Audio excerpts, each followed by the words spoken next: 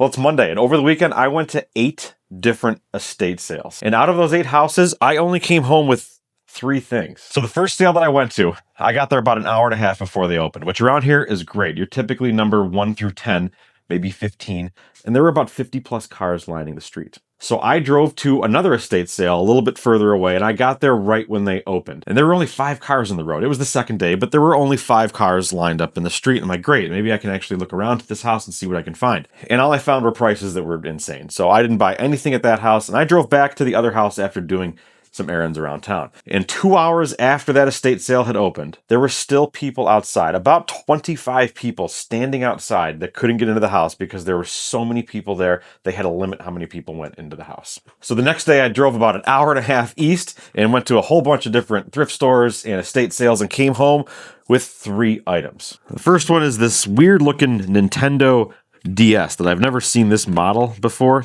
I paid up for it. I think I paid $20 for this, which is nuts. Didn't come with a stylus, but I had to come home with something, and this was the first thing that I'd found. The next thing I picked up for only $2 is this can of Coleman white gas.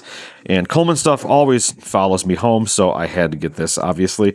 It's full. However, when I cracked it open and took a whiff, it is not full of white gas, although it'd be pretty old. It is full of very old unleaded fuel because it smells terrible. So once the recycling center locally opens up, we're going to get rid of the fuel, clean this thing up, and it's going to look great displayed on my shelf right next to the smaller version of this can with the same logo.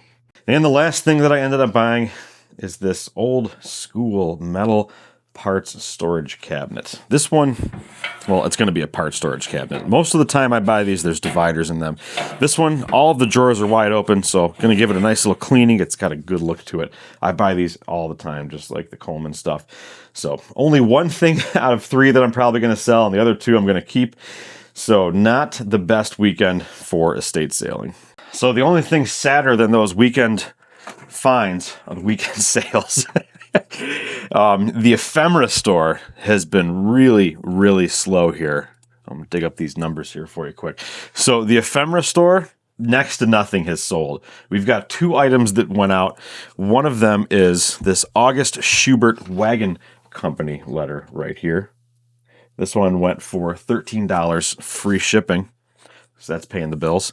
The next one here is a Winston-Salem, North Carolina postcard that's not used, unused postcard. This one ended up going for $8.99 in free shipping. It's going to go eBay standard envelope, so the shipping will be much less on that. The other one that went for 13 plus shipping is going to be probably around $5. So we're really stacking up the money here with the Ephemera store this weekend. I don't typically let go of a lot of my Coleman items, but I've got a few of these and it was time to send one down the road. So this is a cook kit, and this is your pan, that's your pot, and then this is your handle. So when you're out camping, there you go. Pretty clever idea. And inside here would be storage for a Coleman 502 stove. So I just listed this the other day, and it did not last long. It ended up selling for the full asking price of $64.99 plus shipping. And lastly, this is an old bamboo fly fishing rod. It's got 2 end pieces here. It does have some repairs that were done right there that I did show in the listing. And it's unbranded. So it came with this little cloth holder and a nice tube, heavy-duty metal caps on both ends. But being unbranded, it doesn't bring a ton of money. It still sells, these still sell pretty good, but if you can find one with a name on it, you're going to get a lot more money. This was sitting in the corner over here for maybe a year, and I ended up just saying, you know what, let's just list this thing. I'm never going to display it anywhere around here.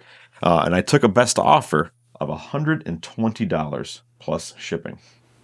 So with not much going on, I decided to break out the old ball door, and I've been cleaning up some Coleman lanterns. There's a few over there that I got finished up, and there's some red 200As behind it here that are going to get the royal treatment. Now this grinder here is it's pretty overkill for what I'm doing. I found this on Craigslist not that long ago for $50, and it was in rough shape. So I took the whole thing apart and I repainted it all. I put new bearings inside, and right now I've only got a brass wire wheel on it. And this is a 3600 RPM grinder. So it's a little scary with a Harbor Freight wire wheel at 3,600 RPM because these little things are flying off all over the place.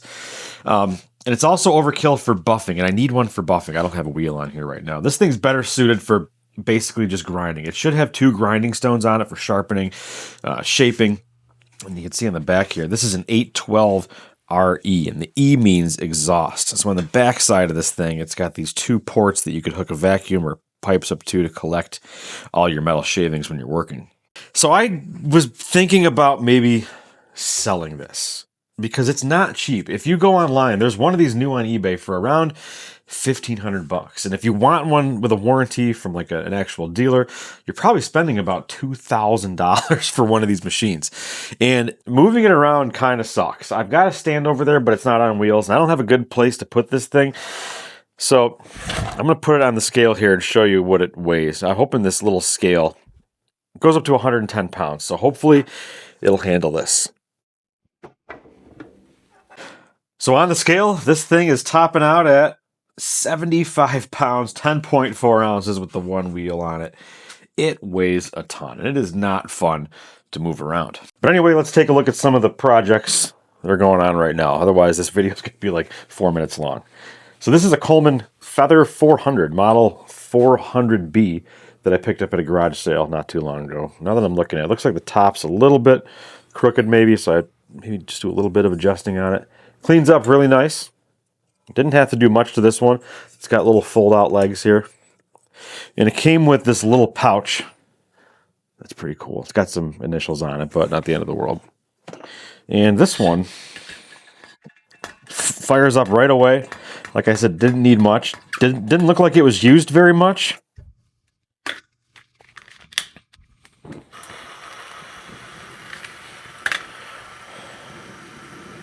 Right to blue, just like that. A little bit of sizzle until that generator heats up.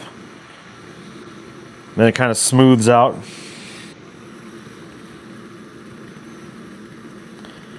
And then that blue flame. Really nice little stove. I'd love to actually compare the two. Between the two, the 400 and the older, larger, you can see the size difference, the 502 here.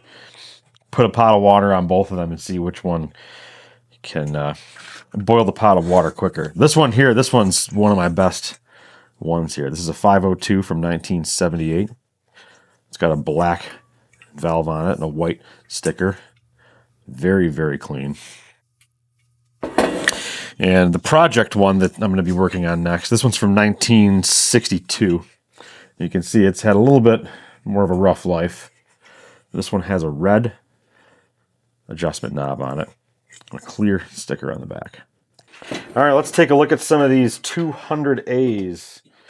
One of them, this one here is older than the others because it has a taller vent on it. So this one, I think prior to 63 had the taller vents, and then 63 and up had the shorter vents. Well, I think one of these actually is a 63, but we'll take a look at this one first. It's from April of 1955, and I don't know how well that's coming out on camera, but the top, it was like, I thought it was dusty at first, and it's like white and red speckled. I don't know if this is how they all look.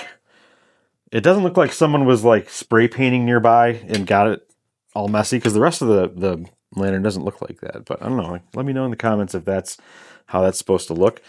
The came with a globe. I don't know if that's the original globe. I know there are some variations in Pyrex being curved and just the placement of stuff on there, so that I've got to look into.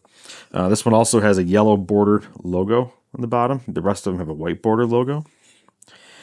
And needs some work. Definitely needs that to be fixed here. That valve's totally seized up. Clean out's a little tough to move. I'm guessing this is, the pump's all dried out. So we're going to need to do a little bit of work on this one. The one with the amber globe, I actually found this globe on like a Burns-O-Matic propane lantern at an estate sale, and I bought it because it had this globe on it. So you can see this has a white lettered Pyrex on it. I don't know what year this is from either. I got to do some more research on that. This one's from 63. Okay, so this is the 63 with the shorter vent on the top. got some chips and dings and dents and all that sort of stuff, but the valve, let's break that globe. Valve needs some work. That's totally that's totally dried up.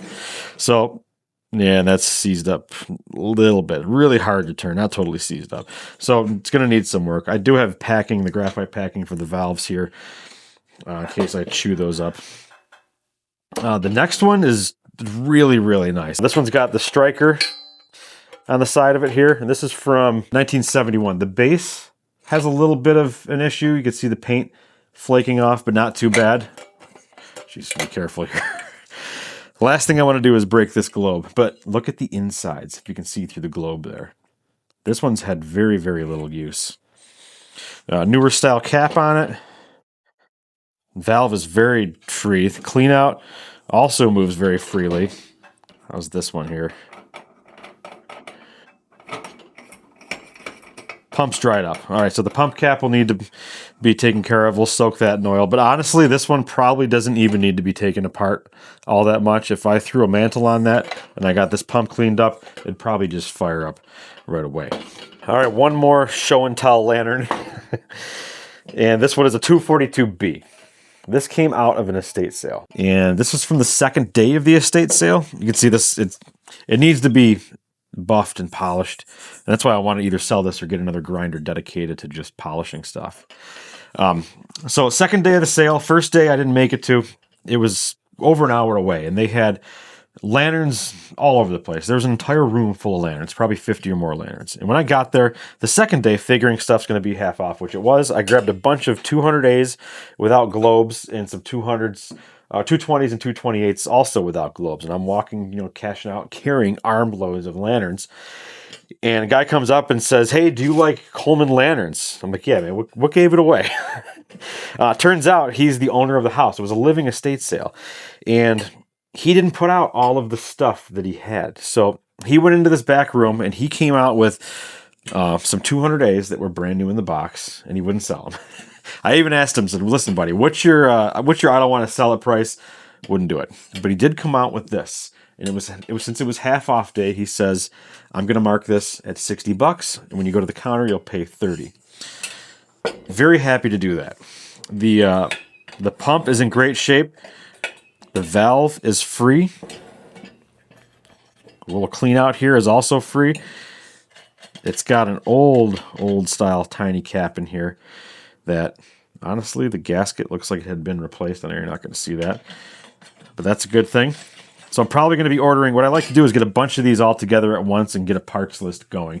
And then I go to a website called oldcolemanparts.com, which, if you're into this sort of thing and you don't know what that is yet, you're going to want to know what that is. That place is an absolute gold mine.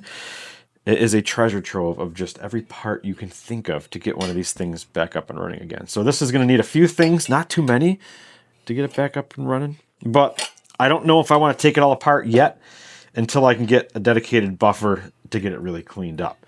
So this is going to be a later project, but the 200As here are going to be getting done first. So we'll order some gaskets for the fuel caps. I've already got packing material, the graphite packing for the valves, and hopefully we don't need any generators. Those can get pricey pretty quick. Especially when if you're buying a whole bunch of them, that can stack up really quick. This one is going to be great when it's done. I'm almost thinking of putting, because I have a really nice 200A up there that I've already completed, and I think this amber globe is going to go on this. So I have two of them that are really nice, one with a clear and one with an amber globe. That's going to be it for this video. Thank you for watching, and I'll see you in the next one.